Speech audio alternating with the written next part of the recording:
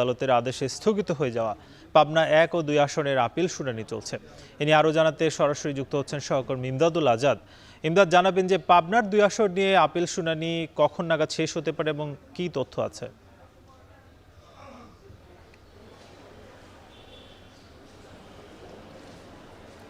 সাকিব, পাবনা 1 এবং 2 আসন নিয়ে নির্বাচন কমিশন যেটি স্থগিতাদেশ দিয়েছে যে নির্বাচন যেন 12 ফেব্রুয়ারি নির্বাচন সেখানে না হয়, সেটির বিরুদ্ধে লিভ টু আপিল চলছে। প্রধান বিচারপতির নেতৃত্বে যে আপিল বেঞ্চ রয়েছে সেখানে সকালে এই আপিল শুনানি শুরু হয়। বেলা 11টার কিছু পরে এই আপিল শুনানিটি বিরতি রাখা হয়। বেলা 12টার পরে আবারও আপিল শুনানি শুরু হওয়ার কথা রয়েছে। সাকিব, আমি যদি জানিয়ে রাখি যে পাবনা 1 এবং 2 আসনের নির্বাচনের সীমানা পুনর্নির্ধারণ করে একটি বিজ্ঞপ্তি, একটি প্রজ্ঞাপন জারি করে নির্বাচন কমিশন।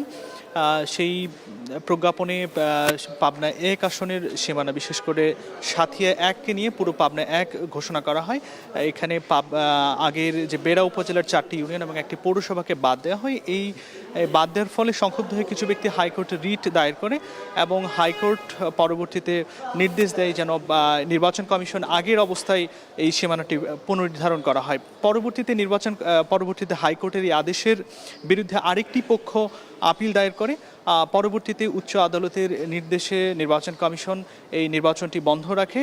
আজকে এই লিভ টু আপিল চলছে, নির্বাচন যেন অনুষ্ঠিত হয়ে যায় এরকম একটি আবেদনের প্রেক্ষিতে এখানে দুটি পক্ষ আজকে আপিল অংশ নিয়েছে। নির্বাচন কমিশনের ইসির যে আইনজীবীরা তারা চাচ্ছেন ইসির যে পরিপত্র বা ইসি যেটি ঘোষণা করেছে যে নির্বাচন স্থগিত থাকা, সেই নির্বাচন যেন স্থগিতই থাকে, এই বিষয়টি তুলে ধরেছেন নির্বাচন কমিশনের আইনজীবীরা। কারণ নির্বাচন অন্যান্য এলাকায় নির্বাচনের যেহেতু ব্যালট পেপার পাঠিয়ে দেওয়া হয়েছে বা মানে নির্বাচনের কর্মযোগ্য যেহেতু অন্যান্য এলাকায় শুরু হয়েছে, ওই এলাকায় ওই আসন দুটিতে নির্বাচনের কোনো কার্যক্রম যেহেতু ইসি আসলে গ্রহণ করতে পারেনি, তাই ইসির আইনজীবীরা চাচ্ছে নির্বাচন যেন বন্ধ থাকে। অন্যদিকে জামায়াতে ইসলামী এবং বিএনপির প্রার্থীর যেসব আইনজীবীরা রয়েছেন তারা চাচ্ছেন সারা দেশের মতো ওই আসন দুটিতেও যেন নির্বাচন অনুষ্ঠিত হয়।